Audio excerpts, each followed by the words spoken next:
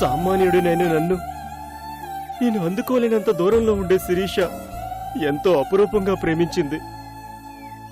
అలాంటి నా శిరీషని, అంత గొప్ప వ్యక్తిత్వం కలిగిన నా భార్యని నేను నానా మాటలు అన్నాను. నేను సార్ భవానీ ఫ్రెండ్ లతను మాట్లాడుతున్నాను. చెప్పు లత. ఆ రోజు భవానీని తీసుకెళ్లిన వాడు కనిపించాడు సార్. ఎక్కడ కనిపించాడు? ఎవరి అమ్మాయి? ఈ అమ్మాయి పేరు భవానీ అమ్మ. ఒక కేసులో మెయిన్ విట్నెస్. ఈ అమ్మాయి సాక్ష్యంతో ఒకడికి ఉరిశిక్ష పడింది. ఆ క్రిమినల్ జైలు నుంచి తప్పించుకున్నాడు.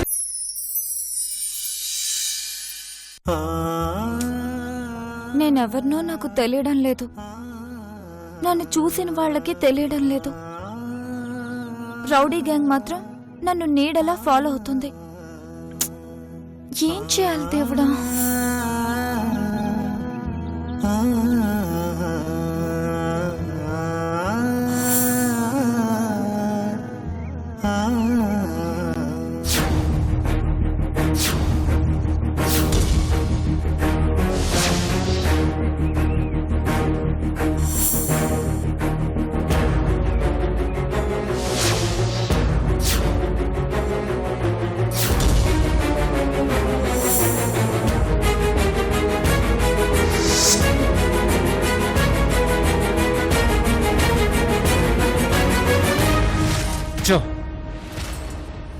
ఓ రోజు అది కనిపించినప్పుడు స్మూత్గా డీల్ చేసుంటే బాగుండేది.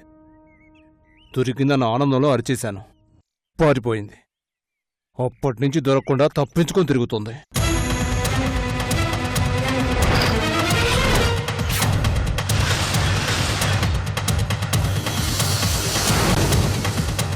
అన్నా ఏంటి మొన్న? ఒక్కసారి అటు చూడన్నా.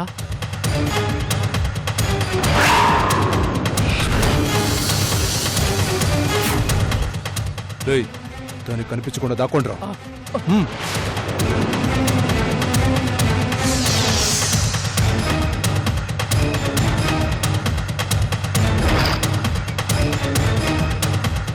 అటాక్ చేద్దామన్నా.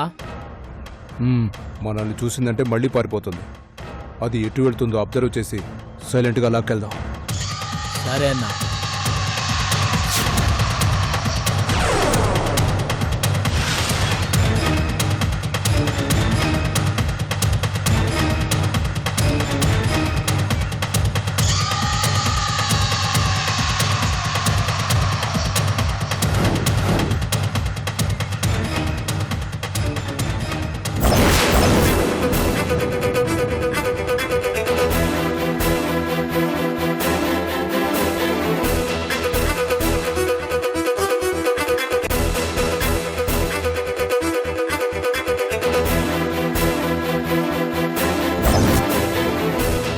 Hi baby. రే ఇడియట్!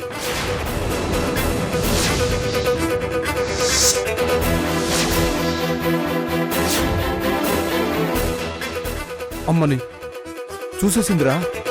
నా వెంట పడుతుంది వీళ్లే కదూ. పట్టుకుంటా.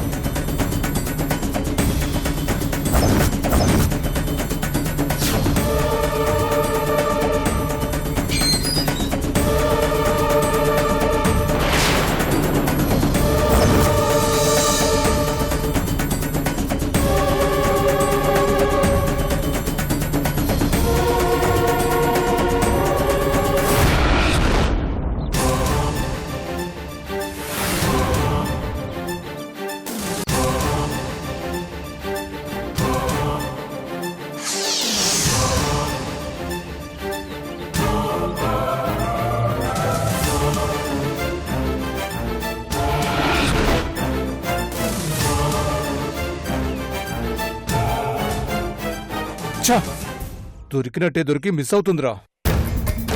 రేయ్ నువ్వు అటు వెళ్ళరా. రేయ్ నువ్వు ఇటు వెళ్ళరా. రేయ్ మీ ఇద్దరు ఇటు అటు ఎతకండి. వెళ్ళండి.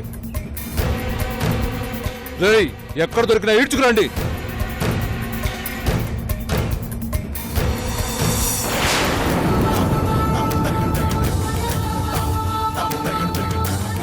అసలు వాళ్ళెవరో, నన్నెందుకు చేస్తున్నారో అస్సలు అర్థం కావడం లేదు.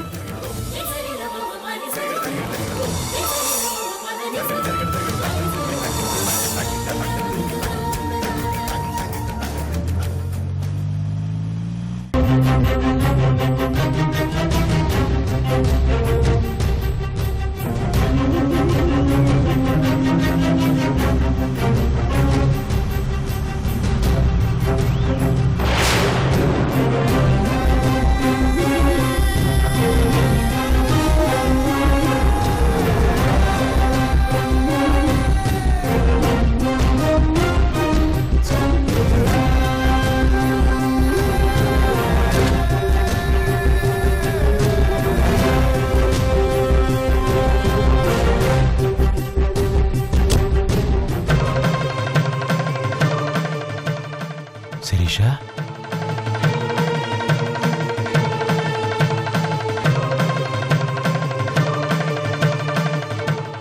అమ్మ శిరీష హ్మ్?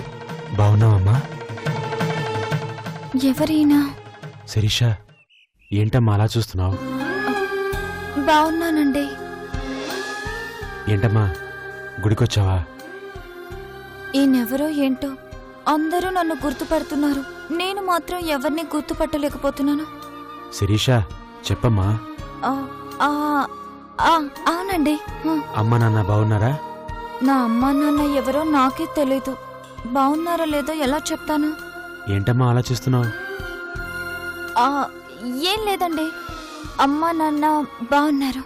ఇంకేంటమ్మా విశేషాలు? అంతా మామూలేండి. సర్లేమ్మా మళ్ళీ కలుస్తాను. అలాగే.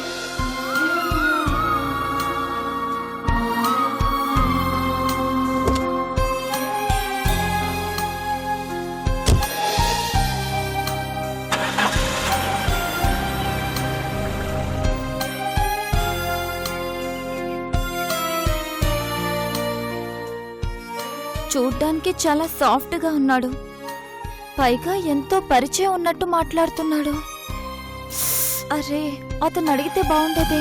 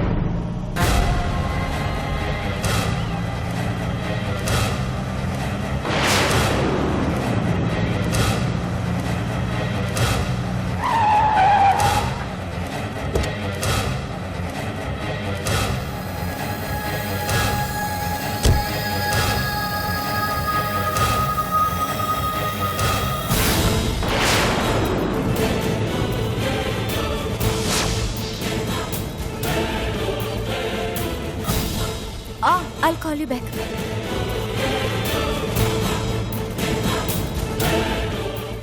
ఏమైంది? ఎందుకలా పరిగెత్తుకుంటూ వస్తున్నారా? ఇప్పుడే కదమ్మా నువ్వు గుడి దగ్గర కనిపించావు. ఇంతలో ఇక్కడికి ఎలా వచ్చావమ్మా? మీరేం మాట్లాడుతున్నారు? అవునమ్మా నీతోనే మాట్లాడి వస్తున్నా కదమ్మా.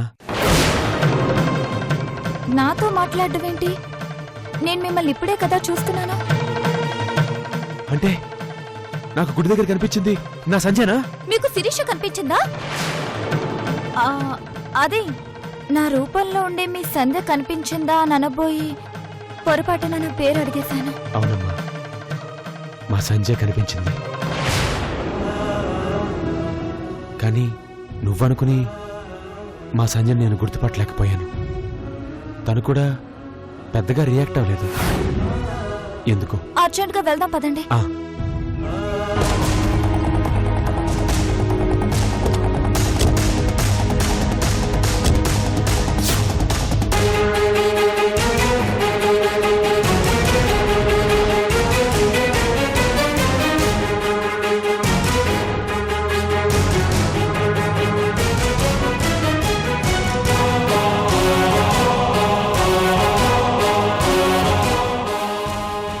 శిరీష గుడిలోనే ఉండాలి. ఆ దేవతే శిరీషని తన దగ్గర జాగ్రత్తగా ఉంచాలి. శిరీష కళ్ళెదురుగా ఉన్న నా కూతురు సంజని నేను గుర్తుపట్టలేకపోయానమ్మా.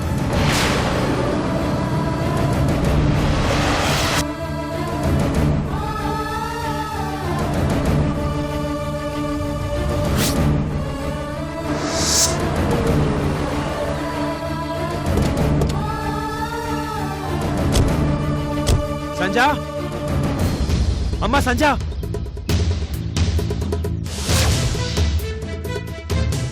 సంజా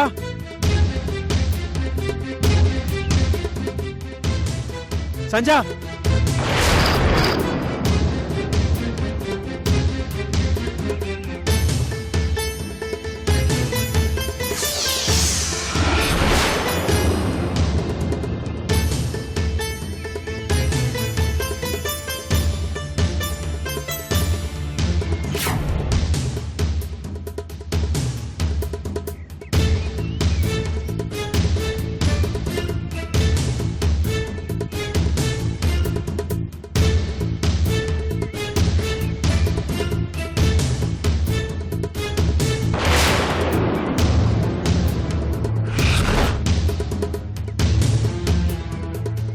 సంజా అమ్మా సంజా సంజా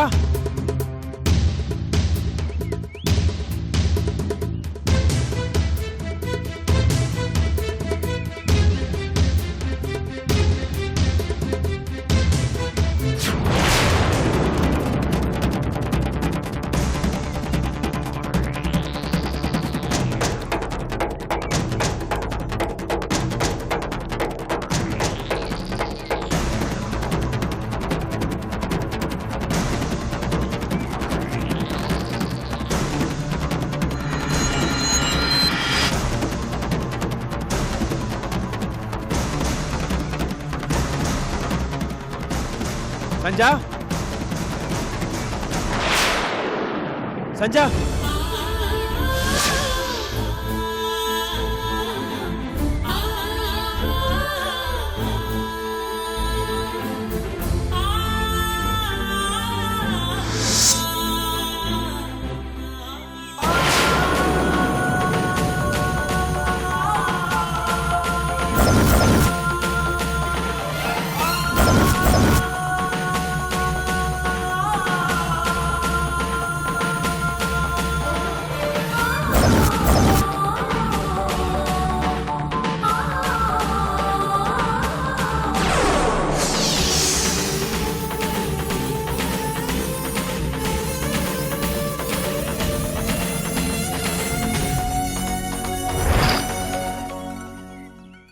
నా కూతురు ఒకప్పుడు మగాడి చేతిలో మోసపోయి పిచ్చిదైపోయి ఇప్పుడు కూడా అదే పరిస్థితిలో ఉన్నట్టుంది.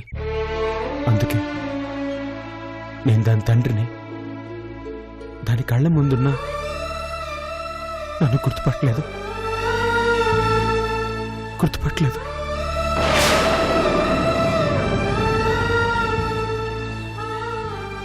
తన బిడ్డని మా దగ్గర వదిలేసి వెళ్ళిపోయింది. కానీ నిజంగా తనే కనుక మాతో పాటే ఉండిపోయి ఉంటే మా సంజని పువ్వుల్లో పెట్టుకుని చూసుకునేవాళ్ళం.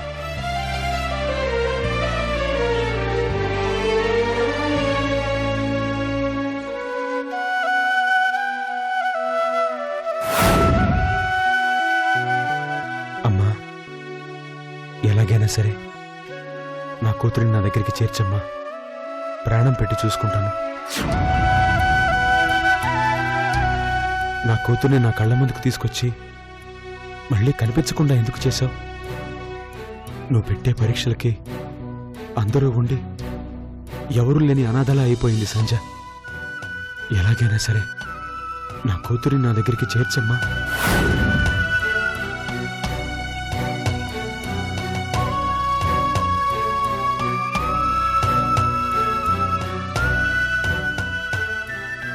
వస్తానమ్మా.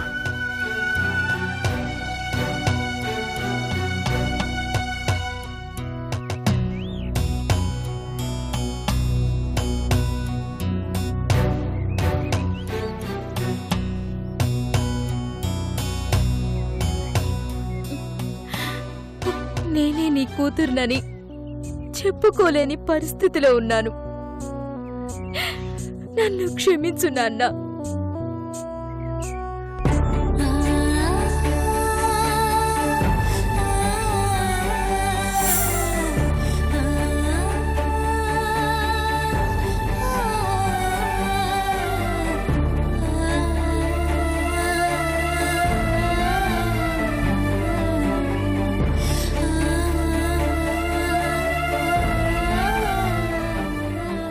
కళ్ళ ముందు శిరీషకి పెద్ద శిక్ష వేసి చావు అంచుల దాకా తీసుకెళ్ళావు.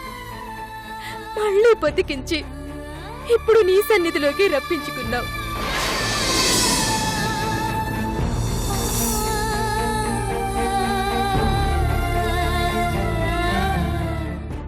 ఏదో ఒక కారణం లేకుండా అలా చెయ్యవు. ఇంకెందుకు ఈ పరీక్షలు? నీ సన్నిధిలో ఇద్దరినీ ఒక్కటి చేశావు. ఇప్పుడు మళ్ళీ ఆ జంటిని కలిపేసి మేము ఆడుతున్న నాటకానికి తెరదించి ఎక్కడున్నావో మా కంటికి కనిపించు శిరీష. నిజాలు బయటపడి సమస్యలు తొలగిపోతే నా తండ్రి కోరుకున్నట్టు నా తండ్రి దగ్గరికే వెళ్ళిపోతాను. నా వాళ్ళ దగ్గర చంటి బిడ్డలా బతికేస్తాను.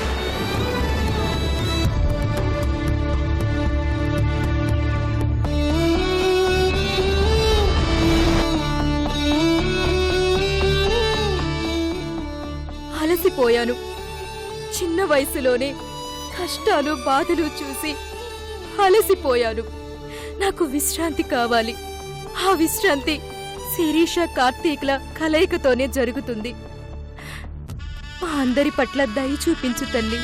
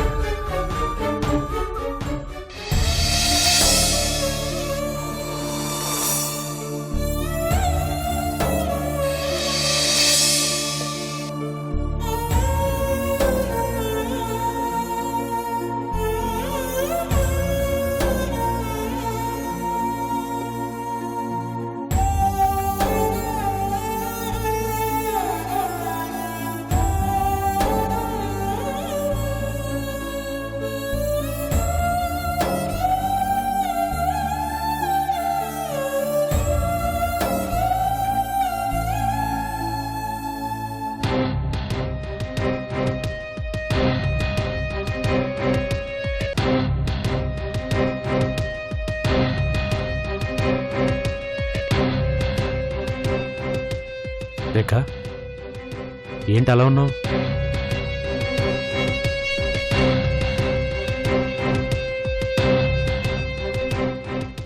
రఘు, నిన్న నా ఫ్రెండ్ ఉమాదేవి మన ఇంటికొచ్చింది. భవానీని చూసింది. భవానీని న్యూస్లో చూసిందంట. భవానీ గురించి చాలా విషయాలు చెప్పింది.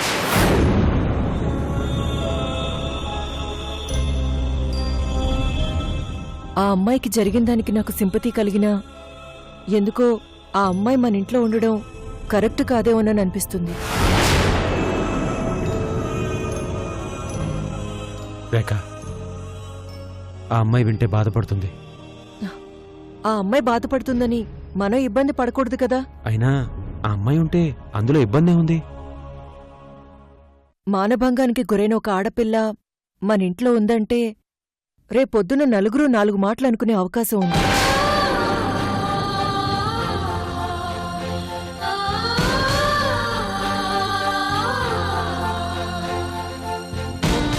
పైగా మనం జీకేకి సంబంధాలు చూడాలనుకుంటున్నాం.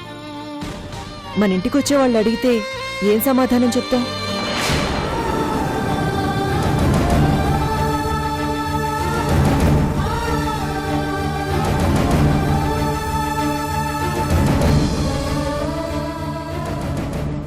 అలా అని ఆ అమ్మాయిని ఇప్పుడు ఇంట్లోంచి ఉన్నపళంగా పంపించేయమని చెప్పడం లేదు.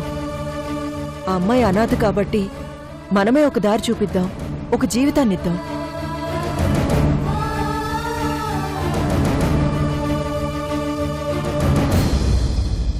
దారి చూపించడం, జీవితాన్ని ఇవ్వడం అంటే నీ ఉద్దేశం? ఆ అమ్మాయికి ఒక ఉద్యోగం చూపించి, ఒక సంబంధం చూసి, పెళ్లి చేసి పంపించేయడం.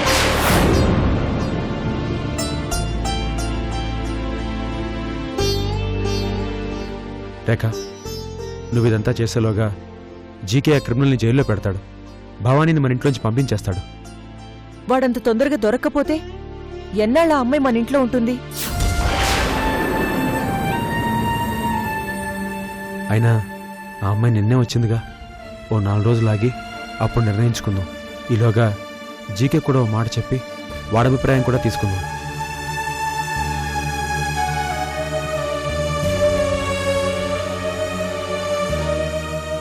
ఏదేమైనా ఆ అమ్మాయి మన ఇంట్లో నుంచి తొందరగా వెళ్ళిపోవడం మంచిది.